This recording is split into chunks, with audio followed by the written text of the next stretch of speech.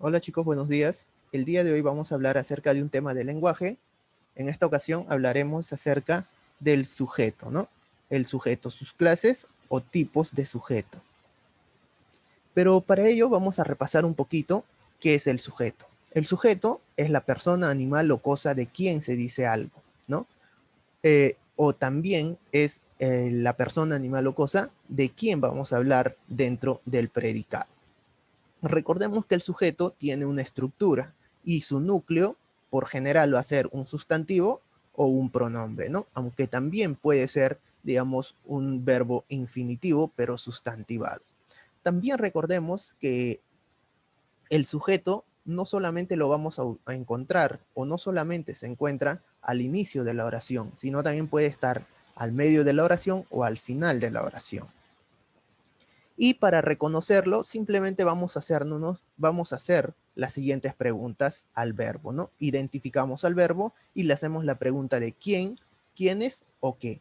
Si en caso es una persona, vamos a utilizar pues quién o quiénes, ¿no? Si es un objeto, vamos a utilizar qué. Entonces, vamos a hacer las preguntas, ahí tenemos oraciones y la primera oración dice, pues, Carlos estudia en Trilce. Entonces, ubico al verbo. ¿Quién es el verbo ahí? Pues es estudia, ¿no? Del verbo estudiar. Entonces, le hago la pregunta, ¿quién estudia? Pues Carlos. Y la respuesta vendría a ser el sujeto. En la siguiente oración dice, irán de vacaciones a Lunahuaná. Aquí, como veo al verbo irán y está en plural, entonces hago la pregunta con quiénes. ¿Quiénes irán de vacaciones a Lunahuaná? Pues la respuesta vendría a ser ellos, ¿no? Ellos irán de vacaciones. Entonces, aquí ellos vendría a ser mi sujeto, pero tal vez la pregunta, profesor, pero ahí no está ellos, ¿dónde está ellos? Entonces, ellos vendría a ser un sujeto tácito. Y eso es lo que vamos a ver el día de hoy, los tipos de sujeto. Por ejemplo, vamos a encontrar 4 pares de tipos de sujeto. ¿Por qué pares? Porque, digamos, si hay un sujeto tácito que no se encuentra en la oración, entonces también hay un opuesto a este, ¿no? Que sí va a estar presente. Y si hay un sujeto simple, también va a haber un sujeto compuesto. Entonces, de esa manera lo vamos a ver el día de hoy, ¿ya? Vamos a seguir con la siguiente oración. Dice, no puedo, o mejor dicho, no puede volar la mariposa. Entonces le voy a hacer la pregunta. A ver, ¿quién no puede volar? Pues la mariposa, ¿no? Y aquí ya encontramos incluso que la mariposa o nuestro sujeto ya está al final de la oración. Entonces vamos a pasar a la siguiente diapositiva, donde vamos a encontrar los tipos de sujeto, ¿no? Por ejemplo, vamos a encontrar el sujeto expreso, el sujeto tácito. ¿Qué es un sujeto expreso? Se conoce como sujeto expreso cuando el sujeto aparece en la oración o está presente en la oración. Por ejemplo, la primavera está a punto de llegar. ¿Qué está a punto de llegar? La primavera, ¿no? Ahí tengo mi sujeto. Por tanto, mi sujeto sí se encuentra en la oración. Y si digo los padres de Manuel son abogados, entonces hago la pregunta, ¿quiénes son abogados? Los padres de Manuel. Mi sujeto se encuentra en la oración, pero el sujeto tácito es aquel sujeto que no se va a encontrar en la oración, pero sí se va a entender. Se sobreentiende que nos estamos refiriendo a alguien. Por ejemplo, generalmente o siempre este va a ser un pronombre. Por ejemplo, llegaremos tarde a casa. Ok, vamos a hacernos la pregunta. ¿Quiénes llegaremos? Nosotros, ¿no? Nosotros llegaremos tarde a casa. Entonces, nosotros llegaremos, entonces ahí encontramos ya un sujeto tácito que no está en la oración, pero sí llega a entenderse. Si yo digo, estudiarán mucho para el examen, ¿quiénes estudiarán? Pues ellos, ¿no? Ellos estudiarán mucho para el examen. Ellos que no se encuentran en la oración, pero sí se deja entender. Sí puedo entender que me estoy refiriendo a ellos. Entonces, cuando no se encuentra en la oración, se conoce como sujeto tácito y cuando está presente en la oración, se conoce como sujeto expreso. Ahora veamos el sujeto simple y el sujeto compuesto. El sujeto simple se conoce así cuando nuestro sujeto va a tener un solo núcleo. Recordemos que el núcleo es la palabra principal del sujeto, ¿no? Que podría ser un sustantivo, un pronombre o incluso una un verbo infinitivo, pero sustantivado. Entonces, aquí vamos a ver, dice, Liliana va al mercado todos los días. Entonces hacemos la pregunta, ¿quién va al mercado todos los días? Liliana, ¿no? Liliana, que vendría a ser un sustantivo, entonces este sustantivo vendría a ser mi núcleo del sujeto. Y por tanto, y si nos damos cuenta, solamente es uno, ¿no? Entonces va a tener como núcleo uno solo. Luego dice, mi mejor amigo hoy cumple años. ¿Quién cumple años hoy? Mi mejor amigo. ¿De quién estoy hablando? En este caso, vemos que el sujeto está conformado por tres palabras, ¿no? Entonces, mi mejor amigo. ¿De quién estoy hablando exactamente dentro de este sujeto? ¿Cuál es el núcleo de este sujeto? Es amigo, ¿no? Estoy hablando de mi amigo. Entonces, la palabra o el núcleo del sujeto vendría a ser amigo. Y profesor, ¿qué vendría a ser mi y mejor? Pues estas dos palabras vendrían a ser modificadores directos, ¿no? Ya que no necesitan de un nexo para modificar al núcleo del sujeto. Entonces, aquí vemos un solo núcleo, por tanto es un sujeto simple. Recuerden que se conoce a sujeto simple cuando va a tener un solo núcleo y este puede estar o no acompañado también de modificadores directos.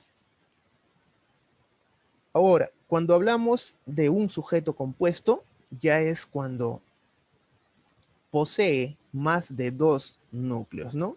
Más de dos núcleos. Por ejemplo, dos o más núcleos. Por ejemplo, vamos a decir, Brian e Inti son héroes del Bicentenario. Brian e Inti son héroes del Bicentenario. ¿Quiénes son héroes del Bicentenario? Brian e Inti, ¿no? Ahí encontramos Brian e Inti. Entonces, estos dos nombres que vendrían a ser Brian e Inti, dos sustantivos, pues vendrían a ser dos núcleos, ¿no? Dos núcleos. Entonces, aquí ya encontramos un sujeto compuesto. Ayer se enfrentaron Perú y Argentina. Ayer se enfrentaron. ¿Quiénes se enfrentaron ayer? Perú y Argentina. Entonces, aquí encuentro dos núcleos, ¿no? Perú y Argentina. Entonces, de esa manera, pues, podemos ver que el sujeto simple, un solo núcleo, y el sujeto compuesto, dos o más núcleos. Ahora veamos al sujeto agente, ¿no? El sujeto agente y el sujeto paciente. ¿Qué es el sujeto agente? Se conoce así al sujeto cuando éste realiza la acción verbal. O sea, el sujeto es quien va a realizar la acción verbal. En las oraciones se conoce también como oración activa, ¿no? Una oración en voz activa. Entonces, vamos a ver aquí. El sujeto realiza la acción, dice, ¿no? Entonces vemos, el policía dirige el tránsito. ¿Quién dirige el tránsito? El policía. El policía está realizando la acción de dirigir el tránsito. Eva mordió la manzana. Eva realizó la acción de morder la manzana. Pero entonces, ¿qué sucede con el sujeto paciente? ¿O qué es el sujeto paciente? Es el sujeto que ya no va a realizar la acción, sino va a recibir la acción que está realizada por el verbo. Y esto en las oraciones se le conoce como oración en voz pasiva, ¿no? Ahora, veamos aquí. Dice, el tránsito, vamos a utilizar la misma oración, ¿ya? La misma oración convertida en voz activa, o mejor dicho, en sujeto agente y en sujeto paciente, ¿no? Entonces, el policía dirige el tránsito era un sujeto agente. Ahora vamos a convertirlo a un sujeto paciente. El tránsito es dirigido por el policía, ¿no? El tránsito es dirigido por el policía. El policía ya no es quien realiza la acción directamente, sino la acción está recayendo sobre el policía. Igual acá, la manzana fue mordida por Eva. La manzana fue mordida por Eva, ¿no? La acción del verbo ya está recayendo sobre Eva. Entonces, de esa manera, pues vemos aquí al sujeto agente y al sujeto paciente.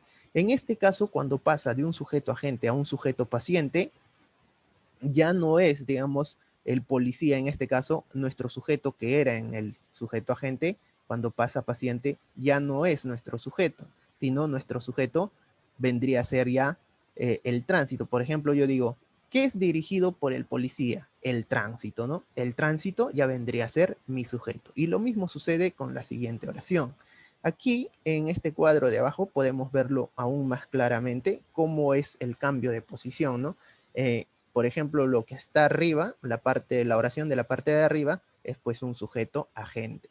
Y lo que está debajo es un sujeto paciente. Entonces, ahí vemos, Mario compró un árbol para Navidad, que vendría a ser sujeto agente, ¿no? Porque Mario está realizando la acción. Pero en la parte de abajo ya dice, un árbol fue comprado por Mario para Navidad.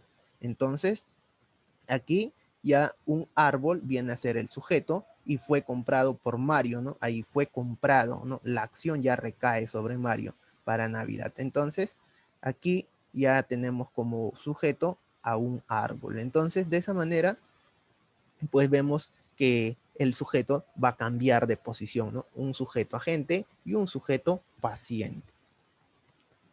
Luego vamos a ver un sujeto incomplejo y un sujeto complejo.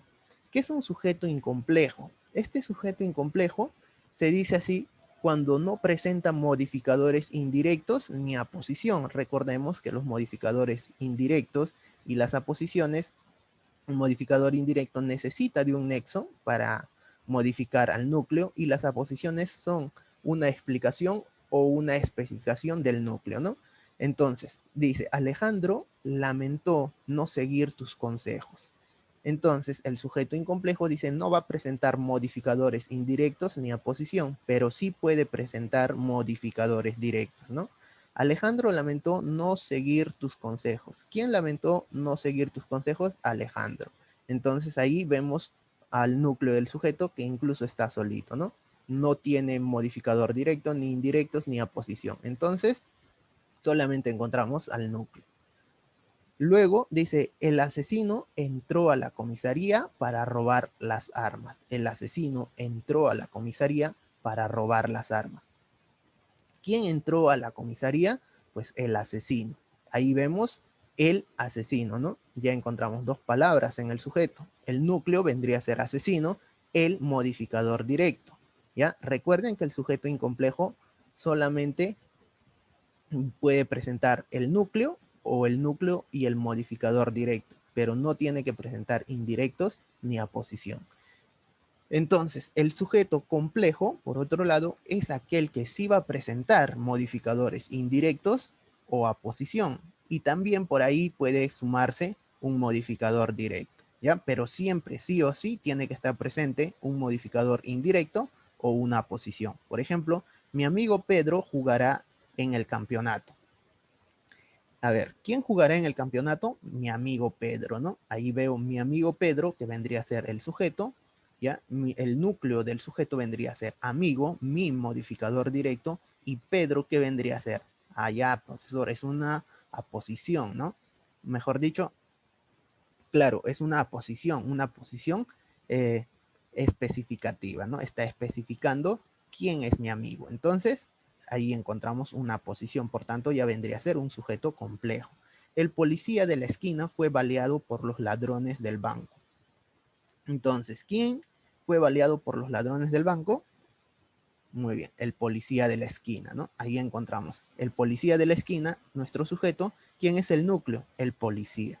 Y de la esquina vendría a ser modificador indirecto. ¿Por qué, profesor? Porque tiene un nexo, ¿no? Ese nexo de la preposición de la esquina. Entonces está cumpliendo un nexo de conectar al núcleo con el modificador indirecto. Y él también, si pueden darse cuenta ahí, él también está presente, ¿no? Que vendría a ser un modificador directo. Entonces, recuerden, chicos, el sujeto incomplejo no presenta modificadores indirectos ni aposición, y el sujeto complejo sí va a presentar modificadores indirectos o aposición. Bueno, chicos, esa ha sido la clase del día de hoy. Recuerden la tarea, lo van a encontrar página 67 y 69. Recuerden siempre argumentar sus 6 respuestas, en este caso de la página 69. Muchas gracias, conmigo será hasta la próxima.